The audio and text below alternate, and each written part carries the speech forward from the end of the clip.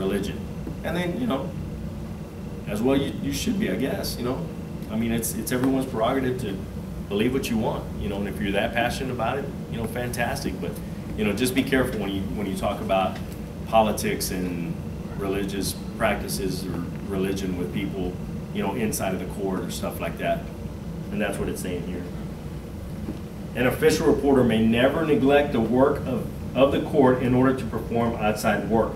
Of course, each official reporter will be required to take all criminal proceedings, and each reporter must be responsible for seeing that all notes, records, tapes, cassettes, discs, insertable memory devices, and so on are placed in a permanent file, maintained for the statutory period, and then destroyed in the proper manner.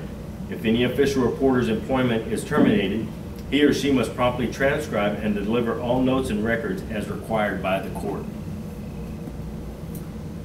That doesn't mean that, you know, I've been there for 20 years and, you know, I get fired tomorrow, I've got to do 20 years worth of work. No. All it means is that if you have stuff that's pending, you have to get that stuff out. You're responsible for that stuff, and you have to get it out, okay? You know, what they're saying there is that you're responsible for your work. You're responsible for your disk, all of your stuff. So usually what I do is I have an SD card in my machine, and it comes with a memory card also. So you have two backups, okay?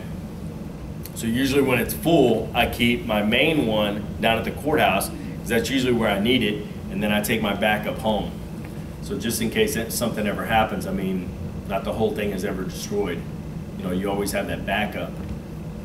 So that's kind of what they're saying there.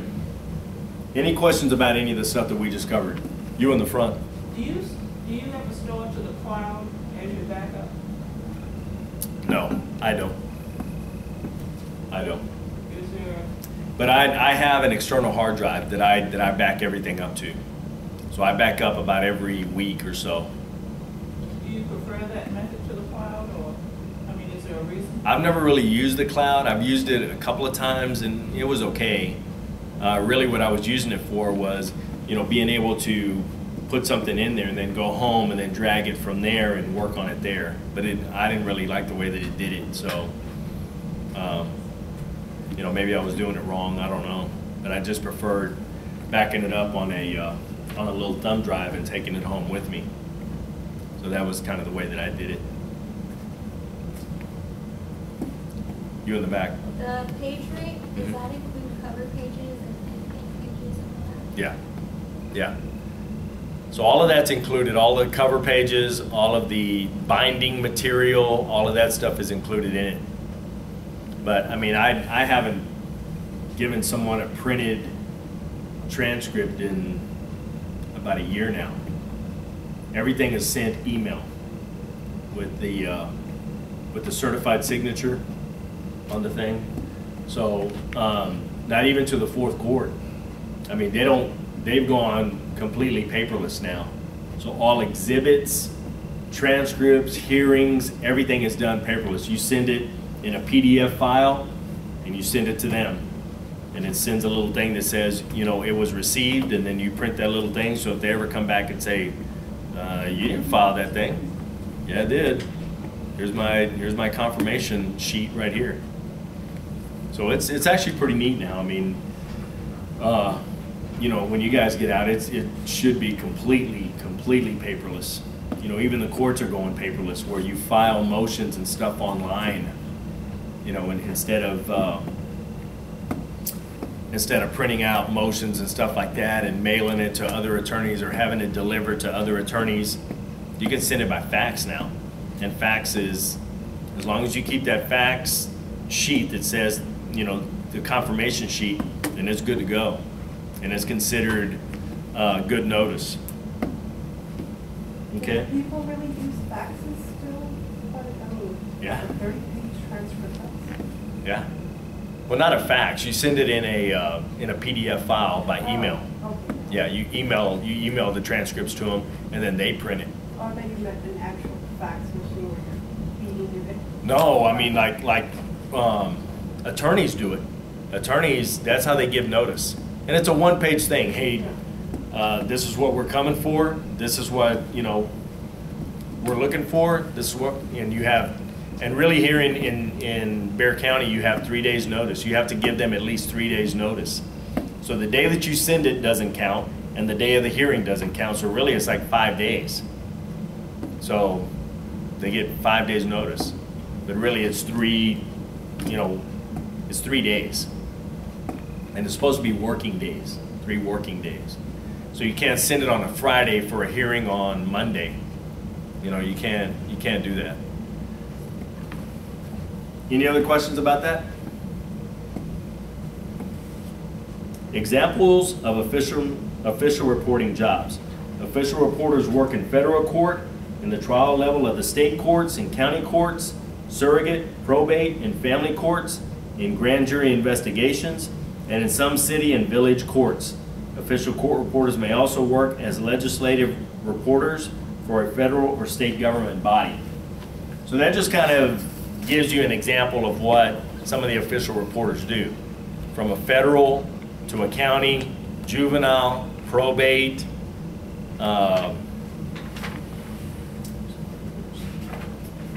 grand jury.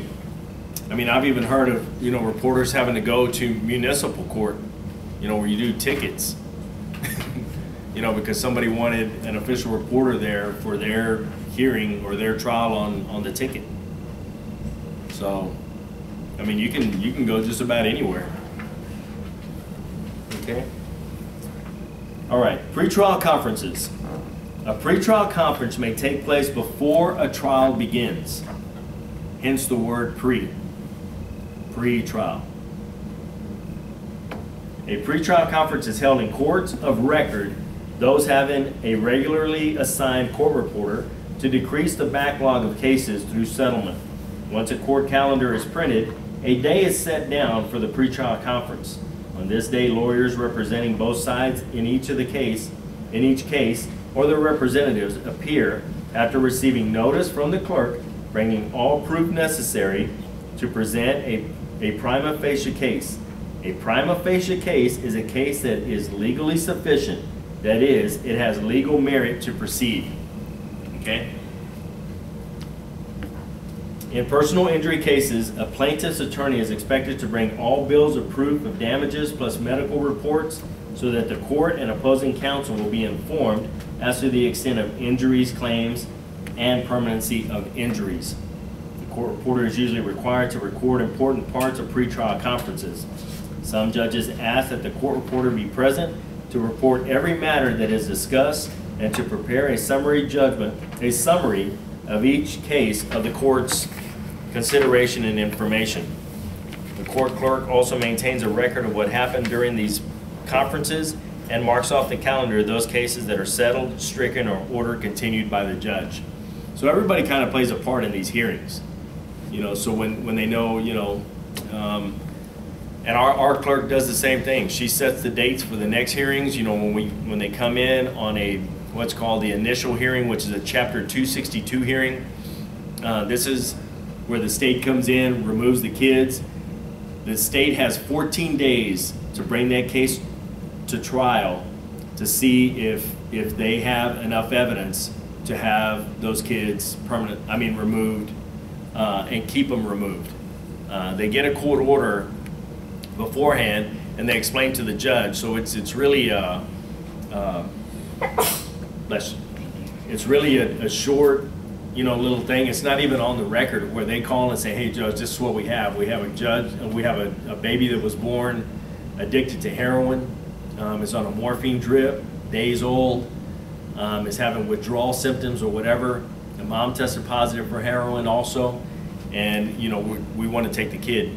Okay, so he signs off on an order giving the state custody of this kid, and they have 14 days to bring that case to trial to see if they can keep the kid on a temporary basis, which means up to about a year. And then, you know, while the parents work services to get the thing back. If they don't prove their case, then the kid goes back that day. So they have to be able to prove their case, okay? And that's what they're talking about, you know, with setting hearings and knowing, you know, that you know, the clerk has a certain job, you know, the court reporter has a certain job, the judge has a certain job, you know, of making sure that cases get heard in a timely fashion. And our cases are one of them. And I don't know, you know, hopefully you guys have never been on the legal side, you know, for, you know, something criminal. But I mean, if you know those, they get reset all the time, and reset and reset and reset and reset, you know. And on a DWI, you may go in 8 times and have resets before you get your case heard 2 years later, you know, and it's happened. You know, but in ours, they have 1 year to get this case done. And we have timelines because it deals with children and the lives of children. So you have only this much time to get this case done. So you have only so many days before you have to have the 262, so many days before you have the 60-day hearing, so many days to have the permanency, another permanency, one more permanency. Usually you have 3 permanency hearings, and then you have the trial. So you have about 1 year to have about 6 or 7 hearings. And if things come up, you know what, well, the parents are doing well and we want to increase visitation. Well, the state's not agreeing to it. Well, we're going to set a hearing. Okay. So you can set hearings in between, but you know that these statutory hearings are going to happen, and they do, like clockwork. You know, and the judge sets them, and as soon as that hearing is over, we already have the dates for the next hearing. So you already know in advance when the next hearing is. So a half hour to an hour is usually required to complete each pretrial matter. A number of stipulations are often dictated. A stipulation is an agreement between counsel as to certain facts or matters that will not be argued. So if they already know, you know, we're coming in, well, I mean, we already know that, you know, she had a slip and fall or whatever, and you know, my client did, you know, was negligent or whatever, but, you know, they're saying they want $1 million in damages now. They need to come up and prove it. So what they're stipulating to is that she did get injured, he or she did get injured, they got injured at that person's place, and that they were responsible. So that's what stipulations are.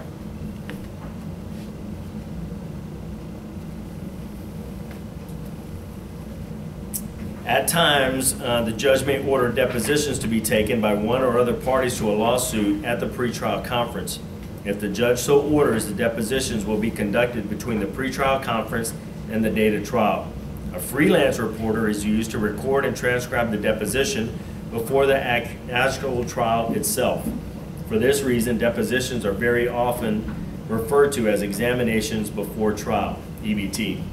So, I mean, the judge can even order that a deposition be taken, you know, and, you know, sometimes other people may not agree, you know, hey, I don't want to take that guy's deposition. I don't want my, my client's deposition taken or whatever. Well, you know what? We're going to set a hearing before the judge, and he'll determine whether that deposition needs to be taken and who needs to pay for it.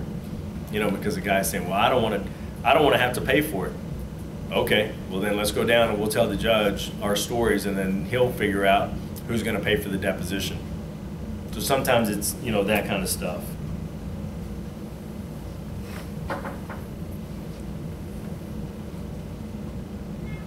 You know, a lot of times attorneys come before a pretrial conference to ask for a continuance. And they'll come a lot, and they always want to postpone the cases or whatever. Most of the time it's for good reason. You know what? We're waiting to take the deposition of this expert witness, and he's been out of town, or he's been out of state, or, you know, he's been dealing with family issues or whatever. We haven't been able to get him in for deposition. We come up for trial next week, and we're not going to be able to get his deposition in and be able to prepare for trial without his testimony until we take his deposition or whatever. So we're going to ask for an extension of, you know, maybe 60 days.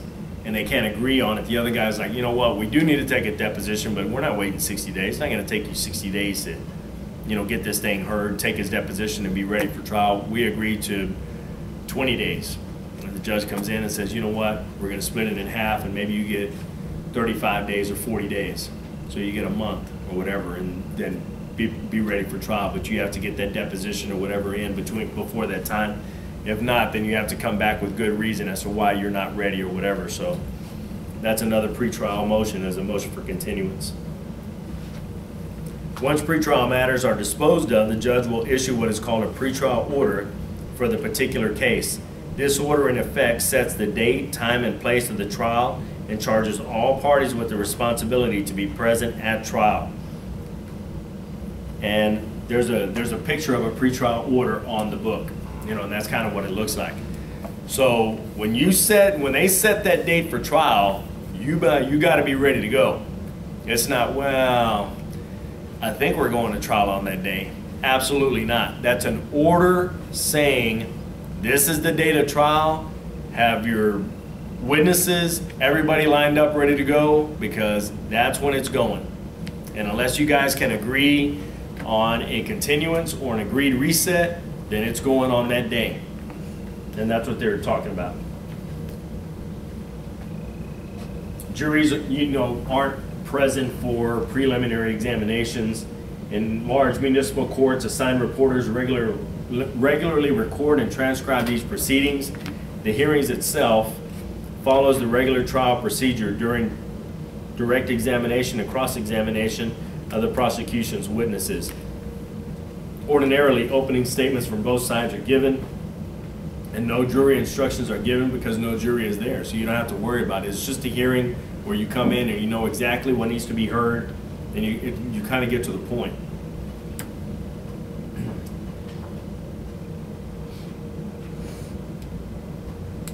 At the end of the testimony, if the defendant is ordered held over to a higher court, the presiding officer will read a holding order naming the offense, the name of the defendant, and what the bail assessment is, if any.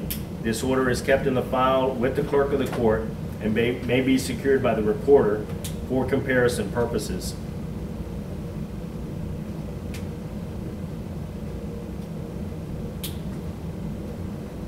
And that's kind of what it looks like. The order, the holding order, that's what it looks like at the bottom of the page, figure 4.2. You in the back. I can't seem to wrap my head around the preliminary examination. Just the part, does that come after the pretrial conference? Like, do they follow each other? Is it either or? The preliminary examination? Yeah, and then the pretrial conference. The pretrial conference, you're trying to discuss the things like if you can go to trial, right? Yeah. But isn't that trying to see if you have enough evidence for trial too? Yeah. So I'm getting those. What's like the main difference? Between the preliminary examination and what? And the pretrial conference. It's kind of the same thing. Yeah, they're kind of the same thing. So a preliminary, I mean, and that's what it is. A preliminary examination is to see if you even have enough evidence, if this thing even merits enough for this case to even go to trial. You know, and it may not. You know, there are times that it may not. You know, and the judge, it's up to the judge to determine whether it should be.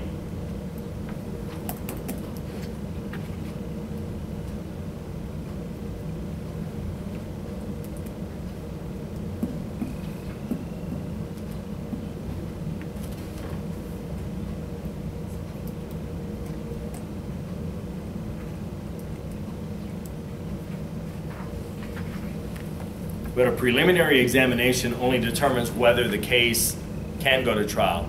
A pretrial conference is a case that's already there. So that's the difference. Okay.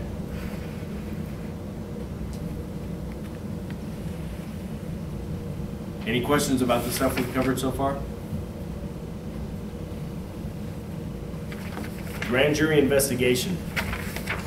Another type of hearing that may take place before the actual trial itself is called a grand jury investigation. This type of proceeding is also held to determine whether enough evidence exists to bring a person to trial. However, there are some important distinctions. First, no one has been arrested. There is no defendant, and therefore the information presented at the grand jury investigation is all ex parte or one-sided. Second, the grand jury hearing is held in secret behind closed doors. So, I mean, you don't have like the defense counsel coming in and you know, arguing or whatever. All the state has to do is come in to the grand jury and argue their case. hey, look, we want to bring this guy to trial.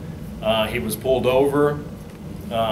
He had 64 bags of meth, a gun, and some scales, and we think that's enough evidence to bring it to trial. Yeah, we think so too. So, but what they mean by ex parte is it's only one-sided. The defense doesn't come in and get to argue, no, that wasn't the case. He was borrowing the car from somebody else, and he didn't know that the backpack was in the car, and the backpack's not his. That's not for them to determine. The grand jury only determines whether there's enough evidence to even bring this case to trial, not whether the guy wins or loses. It's not the trial itself. It's only whether they have enough evidence to see whether this guy's going to be able to, you know, stand trial. Okay?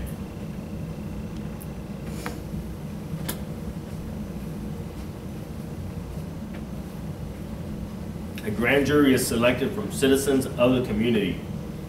The purpose of the grand jury is to investigate and determine whether sufficient evidence exists to charge a person with a criminal offense by means of an indictment and to bring that person before the trial court. So that's all they do. The number making up a grand jury varies, but it is usually 23 jurors with 12 to 16 members required for a quorum. And a quorum is, you know, the majority. If the majority vote that, you know, he can stand trial, then he stands trial. In large cities, several grand juries may be meeting at any given time. In some places, a grand jury is chosen for an entire term of court, whereas in large metropolitan areas, a given grand jury may serve for only 1 month. Grand jury members may be held over to complete any cases not finished at the end of their term. You know, I don't know exactly what it is here. I think it may be 6 months that you serve on a grand jury. I'm not even sure. I'd have to find that out. But I mean, my dad served on a grand jury, you know, in Victoria, and I think in Victoria it's 6 months. You know, so they would call him, hey, you know, we have cases or whatever this day, and blah blah blah, and it's like going to jury duty, but you have jury duty for like 6 months. You know, and they call you and they try to hear all these cases like in 1 day or whatever, and you know, so it's pretty neat. He liked it.